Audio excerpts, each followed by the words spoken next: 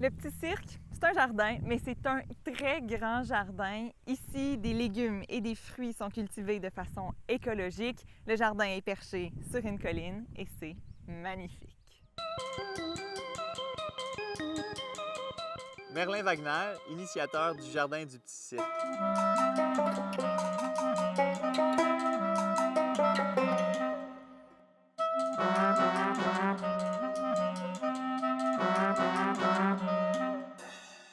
Merlin, moi, je te suis sur Instagram. Tu as un Instagram qui s'appelle le Petit Cirque. Puis c'est important hein, de dire le Petit Cirque et non le Petit Cirque. C'est ça, avec un apostrophe. L'apostrophe, OK. Entre le P et le T. OK, on le prononce comme il faut. Et moi, j'adore suivre ton Instagram parce que tu nous partages des photos puis des textes qui sont très inspirants, puis tu nous plonges dans un autre monde, OK? Fait qu'on va voir aujourd'hui si tu es en mesure de te rappeler de certaines photos que tu as publiées et de certains textes. Alors, ça va comme suit. Le 1er mai, t'écris « Reviens me voir quand tu veux. Avec un peu de chance, je n'aurai pas bougé. » Qui est-ce que tu fais parler ou peut-être qu'est-ce que tu fais parler?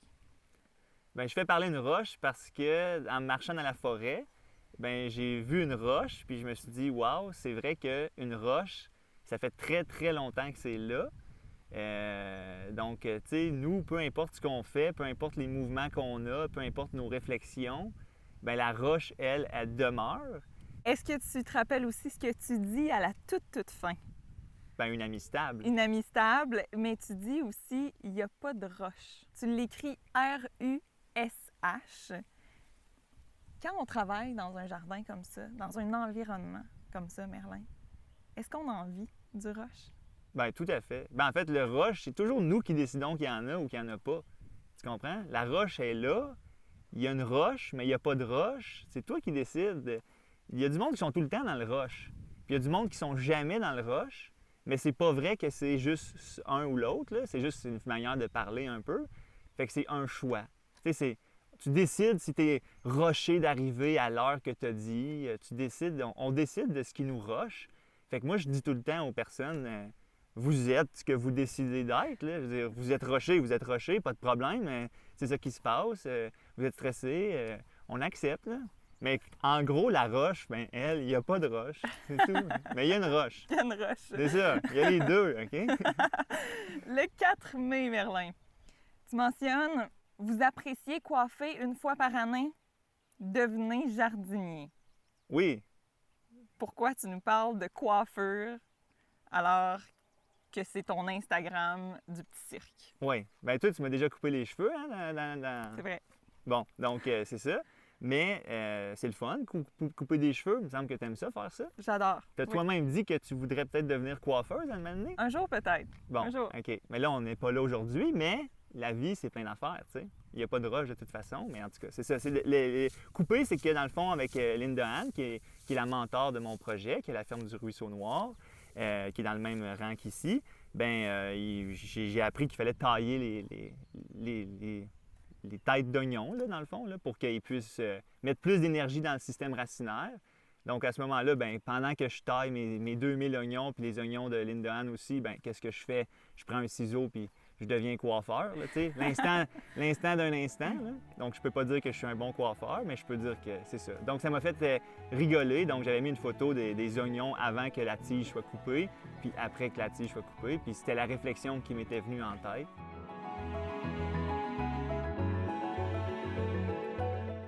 Être fermier, en fait, c'est être beaucoup de choses. Être fermier maraîcher, tu nous en montres un exemple, en fait, avec cette publication-là. Parfois, il faut couper. Il y a plein de choses qu'on fait. Mais toi, ta formation, c'est un bac d'abord en kinésiologie. Oui. Un bac ensuite en éducation physique, déjà 2 bacs. Puis tu as même fait un DESS en kinésie. En exercice thérapeutique. Ah, OK, en exercice thérapeutique. Est-ce que tu utilises ta formation peut-être ici sur le terrain ou il n'y a pas tellement de lien finalement peut-être? Je pense que tout ce qu'on a fait dans notre vie nous aide dans notre tâche au quotidien. Donc jamais je vais mettre de côté ce qui m'est arrivé avant. Puis pour moi, ça peut toujours revenir. Tu comprends? C'est comme... c'est un cercle. Puis tant aussi longtemps qu'on est vivant, dans le fond, tout continue finalement. Fait que oui, ça m'aide, c'est certain. Puis un jour, ma mère m'a envoyé une photo que j'ai trouvée intéressante. C'était des femmes qui étaient dans une salle d'entraînement, qui étaient avec un truc qui s'appelle le TRX, dans le fond. Puis ils faisaient comme des push-ups au mur, OK? Tout en ligne. Puis là, ça disait qu'aujourd'hui, il fallait payer pour aller dans une salle d'entraînement pour pouvoir faire de l'exercice. Puis il y avait une autre photo juste à côté qui était une femme qui avait comme une espèce de harnais avec son cheval, puis là, qui labourait la terre pour cultiver des patates. Puis dans le fond, c'est à peu près le même mouvement physique qui est exécuté, mais que à ce moment-là, tu récoltes à la fin de ton effort, après quelques temps, là, des patates. Puis là, tu peux manger pendant l'hiver, tu sais. Fait que là, ça m'a juste fait un flash assez important de faire comme « Hey, c'est vrai! C'est vrai que, Caroline, tu sais, mettons, tout le temps que j'ai pu passer dans une salle d'entraînement ou quoi que ce soit, je regrette pas là, ça. Là. J'ai apprécié le faire. Là. J'ai apprécié jouer au football. J'ai fait toutes sortes de choses, mais là, je suis rendu là par rapport à maintenant. Tu comprends? Tu sais, de trouver que c'est intéressant de cultiver. Mais oui, tout ce que j'ai fait en arrière, ça me sert aujourd'hui. Mais c'est sûr que mon travail sur des fermes, j'ai travaillé sur différentes fermes, j'ai côtoyé différents agriculteurs, j'ai vu différentes façons de fonctionner. Puis je me suis dit, si les autres ont leur façon de fonctionner, puis ils fonctionnent avec des façons si différentes en ayant le même métier. J'en ai rencontré des gens complètement différents qui sont agriculteurs. Là. Pas commencer à dire, c'est un agriculteur, il est comme ça, c'est un prof, il est comme ça n'a pas rapport. Il y a des profs complètement différents. Tu sais, comme, ça n'arrête plus, là, les possibilités. Là. Donc moi, je me suis dit, je vais exprimer ma personnalité à travers mon propre projet. Puis d'ailleurs, est-ce que tu aimerais inclure peut-être un peu d'éducation aux enfants à travers ton projet de jardin? Oui, mais en temps et lieu, puis sous quelle formule présentement, là, je peux pas te dire voilà ce qui s'en vient, mais c'est sûr que pour moi, la vie, c'est comme ça. C'est pas juste les profs qui font de l'éducation, c'est pas juste les parents qui font de l'éducation. Je veux dire, toi, ce qu'on fait présentement, si quelqu'un l'écoute, c'est de l'éducation. Tu sais, comme tout est rendu accessible, fait que... mais ensuite, je pense que le côté terrain, c'est important. Fait qu'à ce moment-là, ça serait de pouvoir... tu sais, au-delà de venir visiter puis de faire « Ouais, c'est donc bien le fun » puis de repartir, tu sais, c'est de mettre les gens un petit peu dedans, finalement, tu sais. On peut voir des petites taches oranges, ce qui fait qu'on sait que là, il y a une belle série de prochaines bêtes à patates en train de naître. Le 9 mai, t'écris « Le jardin du petit cirque, c'est cela, un jour à la fois ». Te rappelles-tu ce que tu nous racontes à ce moment-là? Ben, je pense que c'était... Écoute, je pense que c'est Jacques qui était venu faire le rotoculteur. OK, il y a une piste. Je te donne un indice. Ouais, je te donne un indice. Dans tout ton texte, il y a Lucas, JF, Robert, Régnier, Dédé et Richard. Oui, OK. Ben toutes des personnes qui, à ce moment-là, sont reliées à la vie avant ou à la vie maintenant ou à ce qui se passe. Donc ça, c'est le 9 mai, tu me disais? Je pense que le 9 mai, oui.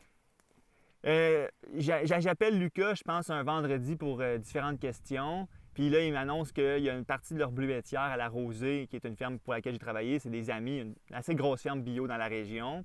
Il dit, écoute, nous, on se débarrasse de plants de bleuets, des plants de bleuets quand même assez matures. Puis je suis comme, OK. Là, il dit, si tu viens pas les chercher d'ici la fin de semaine, ils sont partis, comme, on s'en débarrasse, c'est tout. Fait que là, je dis, wow, minute, là, tu peux pas, genre, jeter des plants de bleuets qui pourraient me donner des bleuets. Moi, je tripe ces bleuets. Fait que j'appelle le JF, qui a un camion, dans le fond. Fait que j'ai dit, écoute, JF, moi, je te donne illimité de bleuets. Mais sérieusement, es-tu d'accord que samedi ou dimanche, on va chercher ces plants-là à La Rosée? Puis, effectivement, il y a accepté. D'ailleurs, ce 9 mai-là, il neigeait. Fait que dans une des photos que j'ai mis, là, Lucas est avec le tracteur en train de déterrer les plants de bleuets. Puis, il y a carrément de la neige qui tombe, tu sais. Puis là, je sais pas, on est combien, le 16, peut-être juillet, mais tu sais, ça fait comme 2 mois à peine. Puis, fait qu'on parle d'un été 2020 spécial, là, mais c'est ça. Ouais. C'est une année spéciale avec nos canicules, nos chaleurs. Donc, un jour à la fois... C'est sûr, parce que c'est le même de toute façon. C'est comme que tu le veuilles ou que tu le veuilles pas, c'est un jour à la fois pareil, puis une minute à la fois. Puis tu peux tout prévoir, mais dans le fond, c'est vraiment la météo qui choisit. Je veux dire, tu peux dire « Ah, moi, c'est absolument ça que je veux faire. » Là, puis finalement, pouf, il se met à pleuvoir sur notre tête. Puis là, tu prends le bas de combat, range la caméra, on va à l'abri, on reprend le plan. Tu sais, c'est tout le temps comme... C'est tout le temps juste une succession de moments, finalement. Puis ça en était un. Mais moi, parce que j'essaie d'aimer les moments que je vis, tu comprends? Ou de leur donner un sens, puis... Et d'impliquer les gens dans ton projet. Si possible. Si Aussi. possible. Ouais, c'est ça. Quand ça correspond.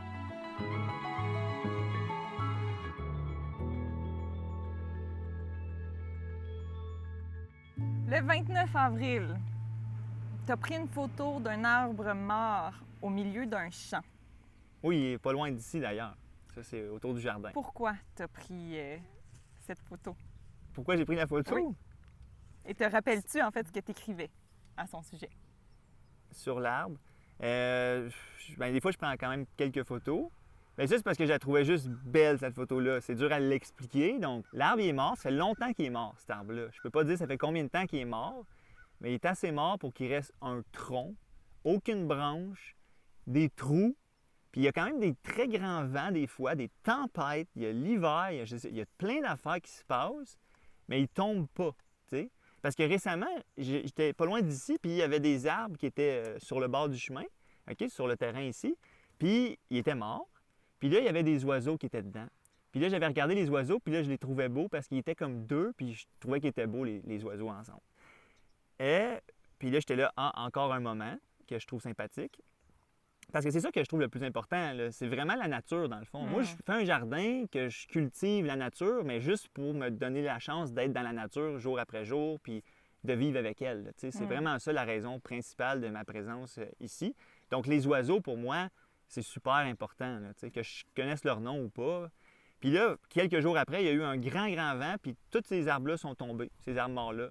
Puis là, j'étais comme, ils peuvent plus se percher sur ces arbres-là, les oiseaux qui étaient là. Mais ils se sont perchés, moi je les ai vus, puis c'est tout, là, ça continue de même, puis ils vont se percher ailleurs, puis moi je pourrais les voir ailleurs.